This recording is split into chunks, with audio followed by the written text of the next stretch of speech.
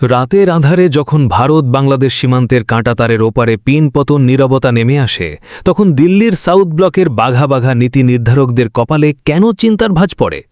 একসময় যে সীমানা জুড়ে একক আধিপত্য আর দাদাগিরির একচেটিয়া আবহ ছিল, আজ সেখানে কেন এক অজানা মনস্তাত্ত্বিক অস্বস্তিতে ভুগছে দিল্লির থিঙ্ক ট্যাঙ্কগুলো?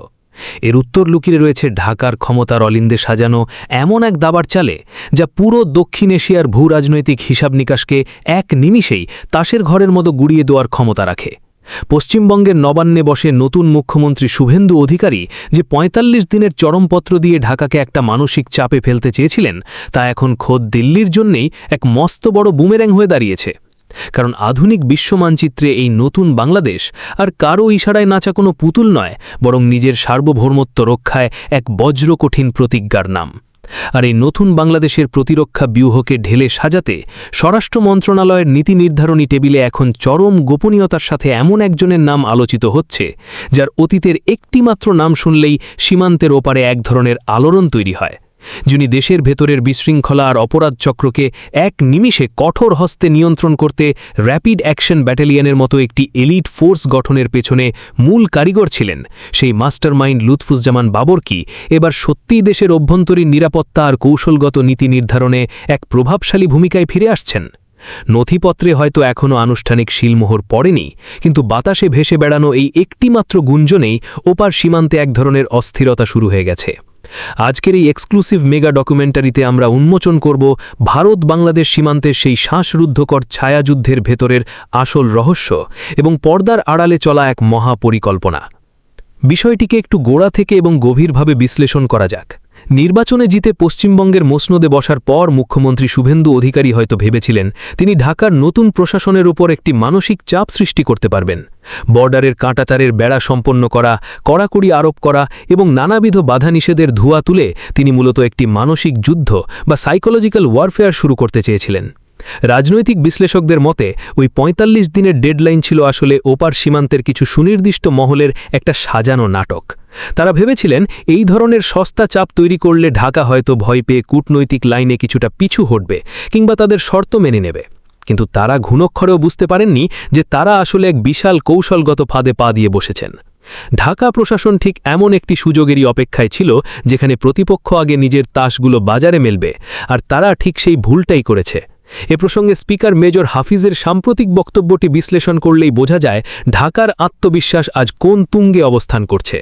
তিনি একেবারে কড়া গলায় সাফ জানিয়ে দিয়েছেন, যেখানে বিশ্বের বড় বড় পরাশক্তিও এই দেশের সার্বভৌমত্বে আঘাত হানার সাহস দেখায় না, সেখানে আঞ্চলিক স্তরের কোনো চাপ তো নিতান্ত নগণ্য বিষয়। বাংলাদেশ এখন আর কারো ধমকে এক ফোঁটাও ভয় পায় না, আর সীমানার এই নানাবিধ জটিলতা এবং অনাকাঙ্ক্ষিত তৎপরতা শক্ত হাতে দমন করার জন্য ঢাকার এখন প্রয়োজন একজন কড়া মাথার আর দূরদর্শী কমান্ডারের। ঠিক এই জটিল সমীকরণের মাঝেই হিসাবের খাতায় সবচেয়ে বড় চমক এবং আলোচনার কেন্দ্রবিন্দু হয়ে উঠে এসেছে পুরনো ট্রাম্প কার্ড লুৎফুজ্জামান বাবর, যাকে দীর্ঘ ১৭ বছর ধরে জেলের অন্ধকার প্রকোষ্ঠে আটকে রেখে রাজনৈতিকভাবে তিলে তিলে শেষ করে দেওয়ার একটা দীর্ঘমেয়াদী ব্লুপ্রিন্ট তৈরি করা হয়েছিল। সেই লড়াকু নেতা বাবর ২০২৬ সালে এসে আগের চেয়েও অনেক বেশি আপোষহীন, পরিপক্ক আর কৌশলগতভাবে শক্তিশালী হয়ে রাজপথে ফিরে এসেছেন। ২০২৬ সালের সাধারণ নির্বাচনে নেত্রকোনা ৪ আসন থেকে যখন তিনি ১,২০,৯৬১ ভোটের এক অবিশ্বাস্য এবং ঐতিহাসিক ব্যবধানে জয়লাভ করলেন, তখন পুরো দুনিয়া অবাক হয়ে দেখেছিল যে জেলের তালা বা দীর্ঘ সময়ের নির্বাসন কোনো কিছুই তার জনপ্রিয়তায় বিন্দুমাত্রা দাগ কাটতে পারেনি। এদেশের মানুষের মনে তার প্রতি যে গভীর আস্থা, তা ব্যালট বাক্সে প্রমাণিত হয়েছে। আপনাদের নিশ্চয়ই মনে আছে ২০০৪ সালে দেশের ভেতরের চরম আইন শৃঙ্খলা পরিস্থিতির অবনতি আর অপরাধীদের সিন্ডিকেট খতম করতে এই লুৎফুজ্জামান বাবরই র্যাপিড অ্যাকশন ব্যাটালিয়ন বা র্যাব গঠন করেছিলেন। তার সেই কঠোর আর নিয়মতান্ত্রিক অ্যাকশনের ভয়ে তখন বড় বড় অপরাধীরা দেশ ছেড়ে পালাতে বাধ্য হয়েছিল। ওপার সীমান্তের নীতি নির্ধারকরা খুব ভালো করেই জানেন, দেশের ভেতরের অভ্যন্তরীণ শৃঙ্খলা যিনি এই নিখুঁত উপায়ে প্রতিষ্ঠা করতে পারেন, তিনি যদি বর্ডারের বাইরে কোনো অনাকাঙ্ক্ষিত তৎপরতা সাইজ করার দায়িত্ব পান, তাহলে তার কৌশল কতটা সুদূরপ্রসারী হতে পারে। কিন্তু দিল্লি বা ওপার সীমান্ত কেবল র্যাব গঠনের জন্যই লুৎফুজ্জামান বাবরকে নিয়ে চিন্তিত নয়। এর পেছনে রয়েছে এক গভীর ঐতিহাসিক আর কৌশলগত কারণ। ২০০৪ সালের এপ্রিল মাসে চট্টগ্রামের CUFL ঘাটে ধরা পড়া স্মরণকালের সবচেয়ে বড় আধুনিক সরঞ্জাম, যা ইতিহাসের অন্যতম আলোচিত ঘটনা, তা ওপার সীমান্তের গোয়েন্দাদের আজও এক গভীর উদ্বেগের কারণ হয়ে দাঁড়ায়। ওপার সীমান্তের একচেটিয়া ধারণা ছিল এই অত্যাধুনিক সরঞ্জামের বিশাল চালান মূলত তাদের উত্তর পূর্বাঞ্চলীয় রাজ্যগুলো বা তথাকথিত সেভেন সিস্টার্সদের স্বাধীনতাকামী গোষ্ঠীদের হাতে তুলে দেওয়ার জন্যই আনা হয়েছিল, যাতে পুরো অঞ্চলে এক নতুন রাজনৈতিক ভূচিত্র তৈরি করা যায়। আর তাদের গণমাধ্যমগুলো বারবারই এই দূরদর্শী মাস্টার প্ল্যানের পেছনের মূল ব্রেন হিসেবে বাবরের নামটাই সামনে এনেছে। ফলে তারা সব সময় একটা আশঙ্কার মধ্যে থাকে যে বাবর যদি আবার দেশের নীতি নির্ধারণী পর্যায়ে বা স্বরাষ্ট্র মতো সংবেদনশীল কোনো চেয়ারে বসেন, তাহলে ওপার সীমান্তের সেই স্বাধীনতাকামী গোষ্ঠীগুলো আবারও নতুন শক্তিতে মাথাচাড়া দিতে উঠতে পারে। এখন চারিদিকে একটাই রুদ্ধশ্বাস গুঞ্জন, বাবর যদি এবার স্বরাষ্ট্র বা উপস্বরাষ্ট্রমন্ত্রীর দায়িত্বে আসেন, তাহলে সীমান্তে কি নতুন কৌশল দেখাবেন? প্রতিরক্ষা বিশ্লেষকদের মতে সীমান্তে বিএসএফের অতিরিক্ত আগ্রাসন এবং ওপার সীমান্ত থেকে আসা নানাবিধ সূক্ষ্ম চক্রান্ত পুরোপুরি রুখতে দিতে এবার হয়তো সম্পূর্ণ নতুন কোনো স্পেশাল বর্ডার টাস্ক ফোর্স বা বিশেষ কাউন্টার ইন্টেলিজেন্স ইউনিটের ব্লুপ্রিন্ট তৈরি করা হচ্ছে। এই বিশেষ বাহিনীর মূল কাজই হবে দেশের সীমান্ত ঘেঁষে এলাকাগুলিতে ছদ্মবেশে থাকা ওপার সীমান্তের কোনো স্লিপার সেল বা গোপন এজেন্টদের খুঁজে বের করে আইনি প্রক্রিয়ায় এমনভাবে কোণঠাসা করা যাতে তারা সীমানা ছেড়ে পালানোর পথ পাবে না। শুভেন্দুরা ভেবেছিলেন তাদের কিছু সেল দিয়ে ঢাকাকে চাপে রাখবেন, কিন্তু বাবর যদি এই ক্ষেত্রে দিক নির্দেশনা দেওয়া শুরু করেন, তাহলে ওপার সীমান্তের পুরো নেটওয়ার্ক এক নিমিষে অকেজো হয়ে যাবে।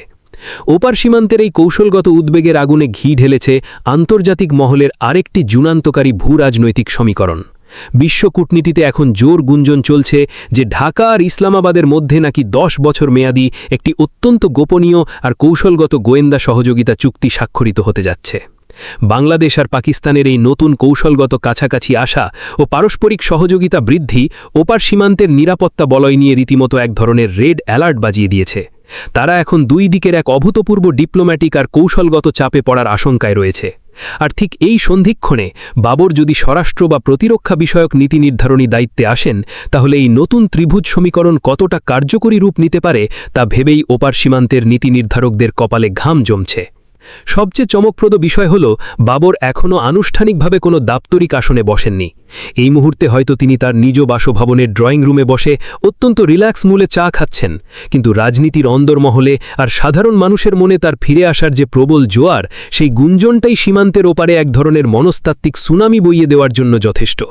কেবল বাতাসে ভেসে বেড়ানো খবর শুনেই যদি ওপার সীমান্তের সাউথ ব্লক আর নবান্নে এমন অস্থিরতা শুরু হয়ে যায়, তাহলে যেদিন তিনি সত্যিই মাঠের রাজনীতিতে বা রাষ্ট্রীয় নীতি নির্ধারণে সরাসরি পা রাখবেন, সেদিন শুভেন্দুদের সেই তথাকথিত দাদাগিরি কোথায় গিয়ে লুকাবে?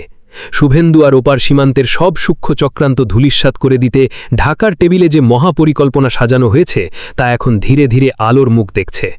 আগামী দিনে ওপার সীমান্তের কপালে যে আরও বড় ধরনের কূটনৈতিক আর কৌশলগত শনির দশা অপেক্ষা করছে, তা এখন দিনের আলোর মতোই পরিষ্কার।